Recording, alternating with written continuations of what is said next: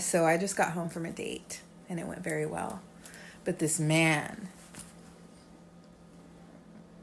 spoke some wisdom to me and I wanted to make a video out of it. He said, "You're either chasing pleasure or running from pain." And me being the powerhouse of a woman that I am, also provided this insight, and that is this. We will often pursue a familiar hell over an unfamiliar heaven. We will often be fooled by the adversary's path and think it is the path of God. Say that to say this, you guys. It is human nature to pursue what feels good. The problem lies when what we perceive as feeling good is actually harmful to us. It is something painful we simply have gotten used to and learned to pursue due to our own attachment issues. And this is why self-worth and self-love is literally the key to all karmic work. When you learn your value, you stop waiting around. You stop tolerating nonsense. You start expecting what you actually deserve. And in turn, you start manifesting what you actually deserve. When you start remembering your true worth, when you start remembering your true value and start remembering all the things within you that hold power, instead of allowing some adversarial energy, adversarial collective consciousness, i.e. narcissists, i.e. psychopaths, i.e. just toxic individuals, to diminish that power, to diminish that light. You tap back into who you truly are, my loves.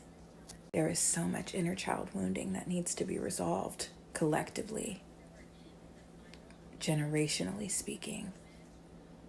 The collective is wounded. Men are wounded, women are wounded, the masculine is wounded, the feminine is wounded. Roles are reversed and convoluted and misunderstood. Things are not in alignment, right? So when we can take the time to step back, especially when it comes to dating, especially when it comes to dealing with anything interpersonal, romantic or otherwise. Sorry, my dog's running upstairs.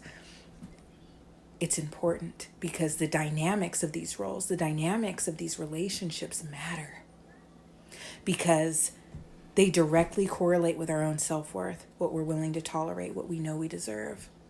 And if there is a misalignment there, it's because we have forgotten what we desire and what we deserve.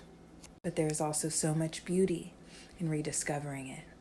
Rediscovering your power, rediscovering your worth, rediscovering everything that you are as a divinity, as a god or goddess, right? You are powerful, my love. You deserve the world. You are capable of manifesting anything. So this whole runner-chaser dynamic, and I'm heavily into this energetically right now because it is deep and dark collectively. This is where the collective is right now, especially the spiritually woke collective, stuck in a rut of misunderstanding and not recognizing the misalignment of the current dynamic. It's not what is intended. It's not what, yes, there is purpose in everything, but it's misalignment. The masculine is being wounded by the divine feminine they're raised by, and vice versa. And so dynamics are not healthy and so on and so forth, but it's a mess, you guys. So what's happening is feminines are acting masculine because the masculines are in their feminine state and they're not being providers, and women are being the providers, and it's just a whole mess. So when you meet someone that is in the proper energy, and you realize it's a safe space where you can be in your preferred energy, it's truly a breath of fresh air.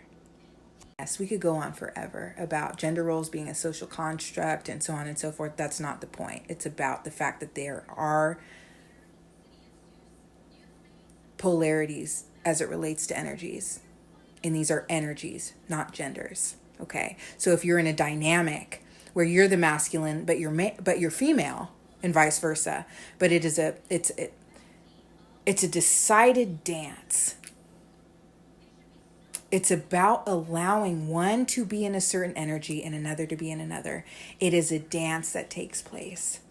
And it is required to do the proper work that's needed to grow interpersonally, especially in a romantic regard. All of that to say this: I do not like the concept of running from anything or chasing anything. True strength comes from embracing either. True strength comes from embracing difficulty and walking towards what you desire, right? You shouldn't have to chase anything. You shouldn't have to run from anything, because your strength should be steadfast. It should be genuine. It should come from within. It should be soul level fearlessness. Okay, so you shouldn't have to run from anything uncomfortable. You shouldn't have to run from anything scary. You should be able to face it. And if you can't, you have more work to do. And if you can't, stay over there. Anyone that knows me knows I'm known for being the narcissistic devil's advocate, because I understand where these tendencies come from, where they stem from. Inner child wounding, right? Fear. These are fear-based, shame-based personality disorders. They aren't strength-based. They aren't self-love based. They are the actual opposite of that. And these tendencies, these dynamics also stem from a lack of self-worth and a lack of self-love on both fronts. Feminines and masculines, both, are suffering from these deficiencies. We don't love ourselves anymore. That's why we chase. We don't feel powerful and strong. That's why we run. Both are issues.